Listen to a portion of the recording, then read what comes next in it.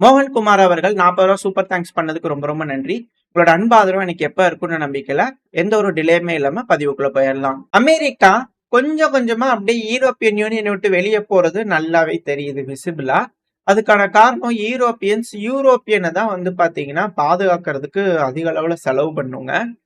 அமெரிக்காவான நாங்க எப்ப பாரு யூரோப்ப தோல்ல போட்டு சுமக்க முடியாது யூரோப்பியன்ஸ் அப்படிங்கிற ட்ரம்ப் அவர்கள் சொல்லியிருந்தார் இல்லையா? ஜிடிபில காசும் தர மாட்டீங்க, ஒண்ணும் பண்ண மாட்டீங்க.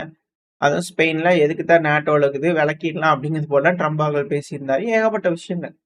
ஸோ இதுக்கப்புறம் வந்து பாத்தீங்கன்னா நேட்டோட கமாண்ட் சென்டர்ஸ் ட்ரூப்ஸ் எல்லாத்தையும் வந்து பாத்தீங்கன்னா அமெரிக்காவோட படைகள் யூரோப்ல இருப்பாங்க இல்லையா? எல்லாம் கம்மி பண்ணிக்கிட்டே இருந்தாங்க.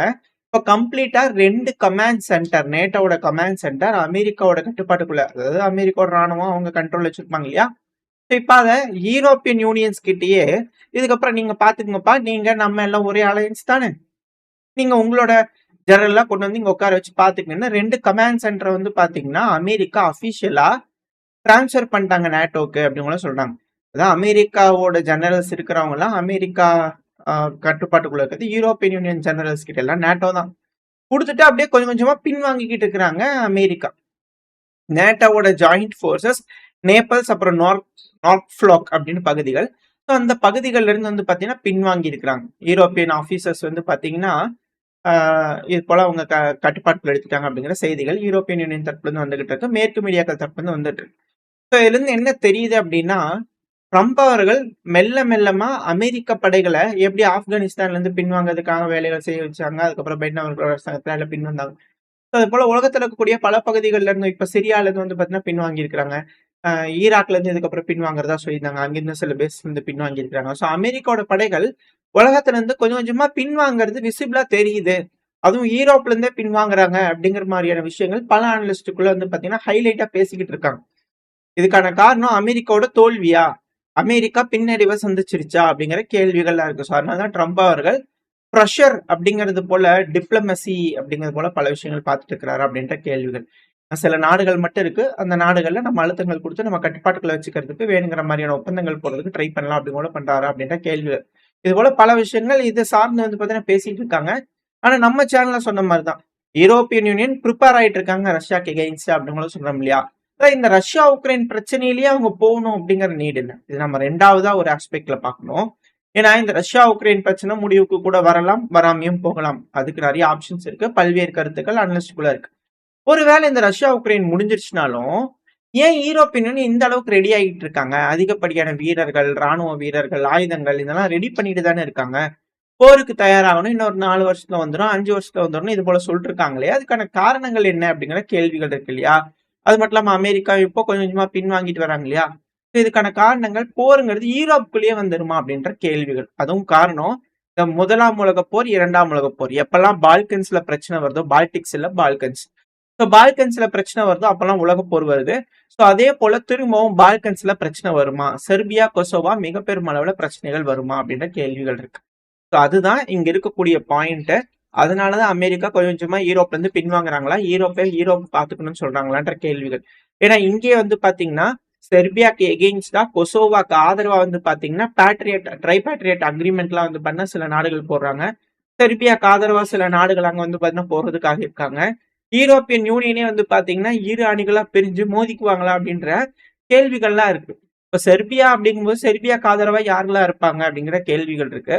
ஏன்னா இப்போ ஹங்கேரியோட விக்டர் ஆர்பன் அவர்கள் உக்ரைனோட அதிபரான ஜெலன்ஸ்கி அவர்கள் டைரக்டாவே பயங்கரமா வந்து பாத்தீங்கன்னா சண்டைகள் பிடிச்சுக்கிறாங்க. எல்லாம் யூரோப்பியன் யூனியன் அப்படிங்கிறத சொல்றாங்க, எல்லாம் இன்னும் கொஞ்ச நாளைக்கு தான் அப்படிங்கிறது போல பல அனலிஸ்ட் கூட கருத்துக்கள். இது எந்த அளவுக்கு இருக்க போது, எந்தெந்த நாடுகள்லாம் பிரிய போறாங்க, எப்படி இது சிதறமடைய போகுது அப்படிங்கிற கேள்விகள்லாம் பலருக்குள்ள இருக்கு. ஸோ வெயிட் பண்ணி தான் பார்க்கணும் இதுக்கப்புறம் என்ன மாதிரியான அலைன்ஸ்லாம் இங்க ஃபார்ம் ஆக போகுதுன்னு சொல்லிட்டு. ஆனா இதுல இருக்கக்கூடிய விஷயம் செர்பியா கொசோவா அப்படிங்கிற பிரச்சனை திரும்ப இந்த போர்னால இங்க 3ஆம் உலக போர் வர்றதுக்கும் வாய்ப்பு இருக்கு. அதுக்கான வேலைகளும் நடந்துட்டு இருக்கு. ஏன்னா நம்ம சேனல்ல போன மாசம் அதுக்கு முந்தின மாசம்லாம் நம்ம பார்த்திருப்போம். செர்பியாவோட அதிபர் ஊக்கிக் அவர்கள் வந்து பாத்தீங்கன்னா சொல்லியிருந்தாரு, அதிகப்படியான ஆயுதங்கள் எங்க கிட்ட இருக்கு, நிறைய ஆயுதங்கள் நாங்க சொல்லாத ஆயுதங்கள்லாம் நிறைய நாங்க வச்சிருக்கோம், நாங்களும் ரெடி ஆகிட்டு தான் இருக்கோம் அப்படின்னு கூட சொல்லியிருந்தாரு இல்லையா?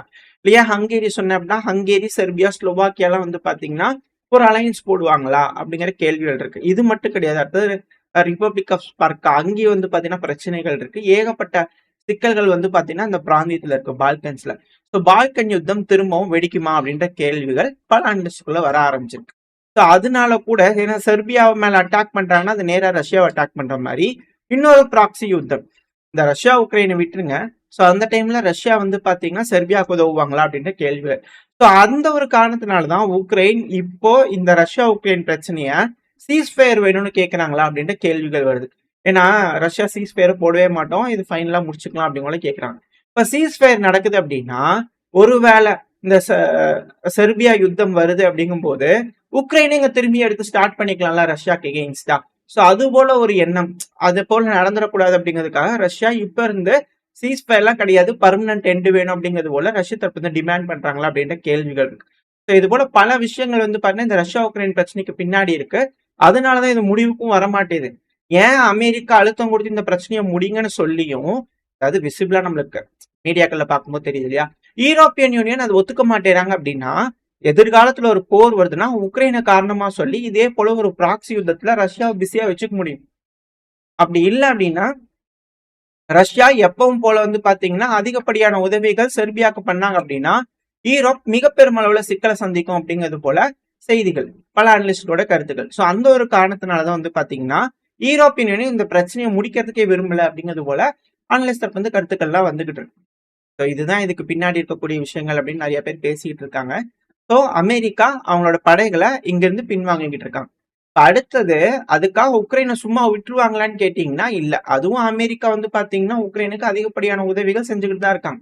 ஆயுத உதவி அப்படிங்கிறது பெருமளவுல இல்லை அப்படின்னாலும் இது மூன்றாம் தள நாடுகள் யாராவது யூரோப்பியன் யூனியன் காசு கொடுத்து வாங்குறீங்கன்னா எங்ககிட்ட காசு கொடுங்கப்பா, உங்களுக்கு நாங்க கொடுத்துறோம், நீங்க உக்ரைனுக்கு கொடுத்துருங்க அப்படிங்கிறது போல. இதுல அந்தந்த நாடுகளுக்கே காசு இல்லை, நம்ம எப்படி அமெரிக்கா கொடுக்கலாம், அமெரிக்கான்றது நம்பகத்தன்மையான ஏழை கிடையாது.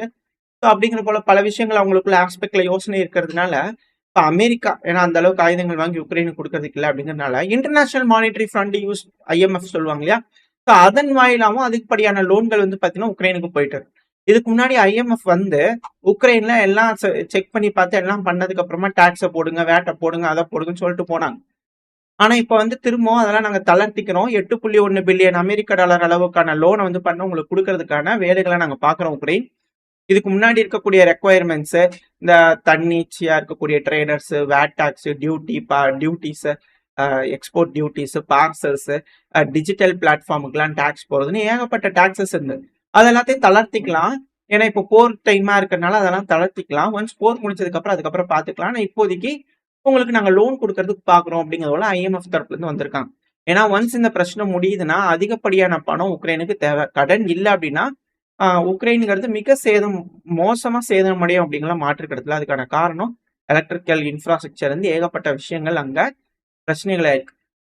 இந்த ஒரு அனாலிசிஸ் வழியா நீங்க பார்க்கும்போது செர்பியா கொசோவாக்கு தான் எல்லாரும் ரெடி ஆகுறாங்க அப்படிங்கிற போல ஒரு எண்ணத்துல பார்க்கும்போது கண்டிப்பா இந்த ரஷ்யா உக்ரைன் பிரச்சனைங்கிறது முடிவுக்கு வரத்தான் போகுது. ஆனா அது ஒரு டெம்பரவரியா தான் இருக்குமே தவிர பர்மனண்டா அப்படிங்கிற கேள்விகள் இருக்கு. ஸோ அது பர்மனன்ட் ஆக்கணுன்றதுக்காக தான் ரஷ்யா ட்ரை பண்றாங்க. அது எப்படி நடக்க போகுது அண்ட் வாட் டிமாண்ட்ஸ் வாட் டேர்ம்ஸ்ல முடிவுக்கு வரப்போகுது அப்படிங்கிறதெல்லாம் பார்த்தேன். ஸோ திரும்பவும் ஜெனிவால மீட்டிங் நடக்குது இல்லையா, இந்த முனிச் கான்ஃபரன்ஸ் முடிஞ்சதுக்கு அப்புறமா அதுக்கப்புறம் என்ன நடக்குது அப்படிங்கலாம் வெயிட் பண்ணி பார்க்கலாம். ஏன்னா ஒரு ப்ரொபோசல் வந்து பாத்தீங்கன்னா அமெரிக்க தரப்பு வந்து உக்ரைனுக்கு வச்சிருக்காங்க. அதாவது 15 வருஷம் செக்யூரிட்டி கேரண்டின்னு கேட்டிருக்காங்க இல்லையா உக்ரைன். ஸோ அதனால 15 வருஷத்துக்கான செக்யூரிட்டி கேரண்டி வந்து பாத்தீங்கன்னா உக்ரைனுக்கு தரோம் அப்படிங்கிறது போல அமெரிக்க தரப்புன்னு சொல்லிக்கிறாங்க.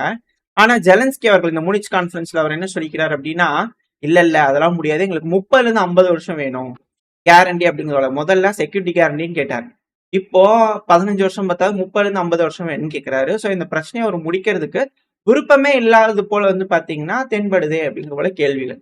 நான் அமெரிக்காக்கே அவர் வந்து பாத்தீங்கன்னா அழுத்தங்கள் கொடுக்குறாரு. ட்ரம்ப் அவர்கள் உலகத்துக்கே அழுத்தங்கள் கொடுத்தாலும் ஜெலன்ஸ்கி அவர்கள் ட்ரம்ப் அவருக்கே அழுத்தங்கள் கொடுக்குறாருங்க அப்படிங்கிறது போல பல அனலிஸ்ட்களோட கருத்துக்கள். அதாவது இந்த மீட்டிங்ல வந்து பண்ண அவர் தெளிவா சொல்லியிருந்தாரு, நாங்க பார்ட்னர்ஸ்குள்ளலாம் பேசிட்டு இருக்கோம், செக்யூரிட்டி கேரண்டிஸ் எல்லாத்தையும் பார்த்துட்டு பேசிட்டு இருக்கோம், நாங்க ரொம்ப க்ளோஸா வந்து பாத்தீங்கன்னா இந்த ப்ராஜெக்ட்ல வந்து இன்வால்வ் ஆயிருக்கோம், அதிகப்படியா பேசிட்டு இருக்கோம், செனட்டர்ஸ் எல்லாம் மீட் பண்ணோம் இன்னைக்கு முனிச் கான்ஃபரன்ஸ் அவர் சொல்றாரு, நிறைய பேர்த்த மீட் பண்ணோம். அதாவது இன்னும் வந்து பாத்தீங்கன்னா செக்யூரிட்டி கேரண்டிஸை நிறைய இன்க்ரீஸ் பண்ணலாம், நிறைய டேர்ம்ஸ்லாம் வந்து எத்தனை வருஷத்துக்கு என்ன டேர்ம்ஸ் அப்படிங்கலாம் நல்லாவே வந்து பாத்தீங்கன்னா விரிவுபடுத்தலாம், நல்லா எக்ஸ்பிளைன் பண்ணலாம். ஆனா எந்த ஒரு இதுவும் இல்லை, நல்ல எஃபெக்டிவா இருக்கும். அப்பதான் வந்து பாத்தீங்கன்னா இன்வெஸ்டர்ஸ் எங்க நாட்டுக்குலாம் வருவாங்க.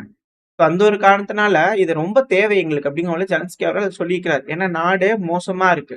கடன் கடன் கடன் இருக்கு. ஏகப்பட்ட இன்ஃப்ராஸ்ட்ரக்சர் அழிஞ்சிருச்சு. ஸோ இப்படி இருக்கக்கூடிய சூழ்நிலையில உக்ரைன் வந்து பார்த்தீங்கன்னா, செக்யூரிட்டி கேரண்டி கேட்கறது, இதுக்கப்புறம் இன்வெஸ்டர்ஸ் யாரும் எங்க நாட்டுக்குள்ள வந்துர மாட்டாங்க. நாடு நிர்மூலமாயிரும். அதனால எங்களுக்கு செக்யூரிட்டி கேரண்டி இருந்தா தான் இன்வெஸ்டர்ஸ் வருவாங்க. இன்வெஸ்டர்ஸ் இருந்தா தான் பணம் எங்களுக்குள்ள இருக்கும். பணம் இருந்தா தான் உங்களுக்கு நாங்க பணம் திருப்பி தருவோம். அப்பதான் நாங்க நல்லா வாழ முடியும் அப்படிங்கிறது போல விஷயங்கள ஜெலன்ஸ்கி அவர்கள் நியாயமா கேட்டுக்கிட்டு இருக்காரு. அது எப்படிங்க கிடைக்க போகுது அப்படிங்கிறதா தெரியல. நான் சொல்லியிருந்தேன் இல்லையா? ஆர்பன் அவர்களுக்கும் ஜெலன்ஸ்கி அவர்களுக்கும் சண்டை வந்திருக்குன்னு. மைக் இருக்குன்றதுனால ஆர்பன் அவர்களே அவர் நிறைய விஷயம் சொன்னாரு. ஆர்பன் அவர்களே உங்க தொப்பைய வளர்க்கறதுக்கான வேலைய பாருங்க. நாங்க வந்து ரஷ்யா வந்து டேங்குகள் உங்களோட புத்தபெஸ்ட் ஹங்கேரியோட கேபிட்டல் குள்ள வராம பாத்துக்கிறது எங்களோட வேலை. திரும்பவும் டேங்க் வராம இருக்க பாத்துக்கிறது நாங்க பாத்துக்கிறோம் அப்படிங்கிறது போல இவரு தரப்பு வந்து பேசினதுக்கு கோவமா இருக்குமா இல்ல எல்லாத்துக்கும். ஆர்பன் அவர்கள் தரப்பு வந்து என்ன பதில் வந்திருக்கு அப்படின்னா, அதாவது இது உங்களை பத்தியோ என்ன பத்தியோலாம் இங்க டிபேட்டே கிடையாது ஜெலன்ஸ்கி அவர்களே. ஆனா உங்களோட இதுக்கு தேங்க்யூ, நீங்க சொன்னதுக்கு தேங்க்யூ. இது உங்களோட தனிப்பட்ட பிரச்சனை, ஏன் தனிப்பட்ட பிரச்சனையில இல்ல. இது ஹங்கேரியோட மக்களோட எதிர்காலம், உக்ரைனோட மக்களோட எதிர்காலம், யூரோப்பியன் யூனியனோட மக்களோட எதிர்காலம். அதனாலதான் சொல்றேன், உக்ரைனான நீங்க ஒருபோதும் யூரோப்பியன் யூனியன்ல மெம்பரா ஆகவே முடியாது அப்படிங்கிறது போல வந்து பண்ணா ஆர்பன் அவர்கள் வந்து பாத்தீங்கன்னா சொல்லிக்கிறாரு. இதுதான் வந்து பாத்தீங்கன்னா இதுல இருக்கக்கூடிய விஷயம்.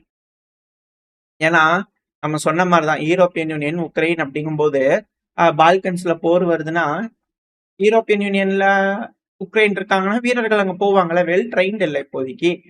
இப்போ யூரோப்பியன் யூனியன் வந்து பாத்தீங்கன்னா பெருமளவுல சப்போர்ட் பண்ணி தானே ஆகணும். இப்போ யூரோப்பியன் யூனியனுக்குள்ள விடல அப்படின்னா உக்ரைன்கிறது தனி நாடு. அப்புறம் அதுக்கான டாக்ஸ், வரி, போக்குவரத்து இதெல்லாம் தனித்தனியா தானே இருக்கும்.